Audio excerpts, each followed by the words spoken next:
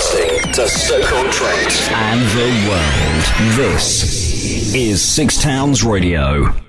Every Friday from 10 a.m. to 12 noon, Ali Nicklin on Six Towns Radio. Good morning. Yes, we are down now to the last 25 minutes of the show. I'm only going to be with you up until 12 noon. I'm sorry for ending that song short, but it is so important that we have Karen talking as much as we can about Frankie's fights. Good morning, Karen. Morning. How are you? All right. Oh, goodness. Right. Let's start this interview. Hopefully, there won't be no tears, but I'm not promising. Also, thank you for bringing Frankie on this morning. Right. It's quite clear to see she's not well at all. And do you know what, Frankie? You are so beautiful. You are as beautiful, really, as you are in your pictures. You are like a little princess. And I'm hoping to have a little sneaky kiss off you before you leave. Right, Karen, last August is when Frankie was diagnosed. Yeah. Could you talk about that, please? Bit of background information. Obviously, I know, but for the listeners' point of view. She was just tired all the time, but we were having such lovely weather. I just put it down to that. But I noticed she got a bruise on the bottom of her back, what she seemed to have for about 3 weeks, and it just wasn't disappearing. And I'd gone work on the Friday, and I rung home just to see how she was. And my eldest daughter says, something not right with her mum. Something's wrong. And I just went on one of the websites at work, and I just clicked in cancer in children. Don't know why I went on that one. And the symptoms, it was like, yeah, she's got that. Yeah. Really? And then your gut instinct was saying, yeah, this is it. Yeah, and then I took her up the Hayward. They said she looked jaundice. Take her up North Staff, so do bloods, and it could just be nothing. My sister came with me because my hubby had got to look after the other two. And while I'd gone taken the toilet, my sister had said to the doctor, "Luke, she's been on this website." And when I come back, I said, that's what we're looking at. And then we stayed North Staffs on the Friday night, and then we were straight down Birmingham on the Saturday for messing around. No, for see which type of leukaemia it was, and it was the ALL, which is acute lymphoblastic leukemia. Okay. I can't imagine, as a parent myself, I can't imagine how initially you must have dealt with that, and your husband, and obviously you have other children as well, don't you? Yeah. How is the treatment going? And I am fully aware that Frankie has been in and out of hospital since August. When we came home from Birmingham, we stayed in North Staffs for a couple of weeks, and then we came home and she had a temperature, so as soon as the temperature reached 38, you're straight in and you're on antibiotics. So we were in there for a week. They couldn't control the temperature. She was on different antibiotics, and then they said, we're going to have to send you down Birmingham, because obviously they specialise in leukaemia and everything. So we went down there. We spent 3 weeks down there, till in the end it was appendix. But they said she ended up having her appendix out. If they'd have left her another hour, they would have actually burst. They were that bad, and that was nothing to do with chemo. That was just coincidence. It was just a one-off, yeah. As if the poor little mite hadn't got enough to contend with. So she was so ill. Her face had all swollen up. Her feet, she couldn't open her eyes, her lips. She was in intensive care for 24 hours. Okay. So, but since she has had her appendix out, the treatment's going well. Is she responding well from the treatment? How is she today? I'm fully aware she's not. She's off today, but she's been off all week. She was in hospital. She went in for the chemo last Tuesday, and all her mouth was swollen, which they'd expect with the chemo she's on, and just full of ulcers. She wasn't eating, so she was on morphine and on a drip. We came home last Friday. She wasn't too bad. She was just running around as normal, but it's like I say, her sister's gone France on Monday, so I think she's off, and I think she's missing her. What's sister's name again? Jodie. Oh, she's missing her. Yeah. She's missing her big sister. So, of course. But she's got thrush as well, all in her mouth. Yeah. And Yeah, of course. Do you know, I'm so honoured the fact that, you know, you've all come on, you've brought her on, and I can see what you're up against. Can I just say at this point, and I think this deserves a lot of recognition, the amount of support you have had. It's been amazing, absolutely. It's mind-blowing, isn't it?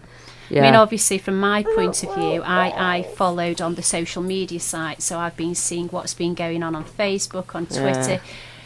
How much money have you managed to raise for Frankie's fight so far? Up till now, I think we've just gone over 20,000. I aren't quite sure. Oh my goodness. And that's since all this started off from last 7 months August. ago, yeah. The generosity of the public. People are Stoke-on-Trent, but then again, on beyond Stoke-on-Trent, I mean, there's a couple of Vale lads, they live in Charlton, and Charlton lads have raised money for it. And some people down Nottingham, she's got 3,000 followers on Twitter, so that says it all, doesn't it? In all fairness, that beats a lot of the celebrities. Yeah. Ken Marsh is doing the chase, because she's already done the cube for another little girl. So Ken Marsh is doing the chase for her, and from what I've been told, she's done quite well, and that's for leukemia research. Absolutely brilliant. Do you know what? I received an inbox this morning off, oh goodness, Oldcroft, what's his first Daz name? Oldcroft. Daz Oldcroft. Sorry, Daz, I forgot your first name. He only actually followed me on Twitter this morning, and he just randomly inboxed me and told me a little bit about the cube. I mean, that would be fantastic, you know. He's been brilliant, Daz has. He's been brilliant. I mean, he was the one who got in touch with Charles Bronson, the prisoner. I actually did receive a picture off Daz this morning, a copy of one which Charles had done. Yeah. I mean, how did Charles get to hear about the cause? Daz just he writes to him anyway, and obviously he was telling him about it, and he just sent this picture, and it's absolutely it's gorgeous. It's like a name, and like the birds are carrying a name in the sky. It's fantastic. How lovely. And he writes to her and just asks how she's getting on, and we send him pictures. And nice one, Charles. If you're listening. If you're listening. Yeah. Oh dear. How can you see things going from here, as in treatment? She's got another 2 years of treatment, but obviously if she's bad, they have, like the other week we had to delay a chemo for a week, so you're looking at around 2 years of treatment until she's clear. Yeah. How successful is the treatment being at the moment? And I'm sorry, she's I'm okay. so aware of how sensitive some of these questions she's are. Okay at the minute, so touch wood, it is working, and if I remember right, Frankie, somebody was being a little tinker at the Six Towns Awards evening and was running up and down that aisle. Yeah. And the stage. And the stage, being a tinker bobbing. You were absolutely gorgeous. You were the main star of that night, And did you go up on the stage with your mum to get your awards? And then you had your photo taken with Pottermouth. Pottermouth. Didn't go down very well at all. No. Where was it? Boomer then? Boomer was there. She loves Boomer, don't you? Yeah, of course it's Vale. Have you got any upcoming fundraising events which you would like to discuss? A dad and a few of them are doing the Yorkshire Three Peaks walk in April. I'm trying to think now. Something else. I can't remember. Okay, I'll probably come back to you in a moment. There's a few things going on, different walks and things. A friend of ours, Jack Millwood, he's doing the Potter's Half. There's quite a few people who are doing that. So they're taking part in it, but they're raising the money solely for Frankie's fight. Yeah. Absolutely brilliant. Now, obviously, for people who don't already follow you on Facebook and Twitter, would you like to just give that address out, please? I don't know it. You can't beat beat live radio, can you? If they just went on Frankie's Fight on Facebook, it just comes up on there. But the Twitter one, I don't do Twitter. It takes me all my time on Facebook. So who's responsible for all the Twitter? Daz Holcroft. Is he the one? Yeah. Is he? Okay. Now I do know. And Mark Porter. Of Mark course, Porter set it up. Daz is carrying it on. Mark's another one, isn't he? Now, I'm obviously a follower on there, and if I remember right, when you used to type in Frankie's Fight, I think it was blocked, but I think it's been unblocked now, hasn't it? Isn't it open to anybody, the group itself? Yeah. Okay, so just type in on the search bar Frankie's Fight, and there's actually a picture of Frankie on there, isn't there? Yeah, there's Frankie's fundraising as well. Yeah. Now. Oh, is there? Yeah. So is that I'm gonna stick your mic on, Dan. They just love live radio, isn't it? Come on. You've set us up, haven't you, Karen? It's Frankie's fundraising now. There's a page for Frankie's fundraising.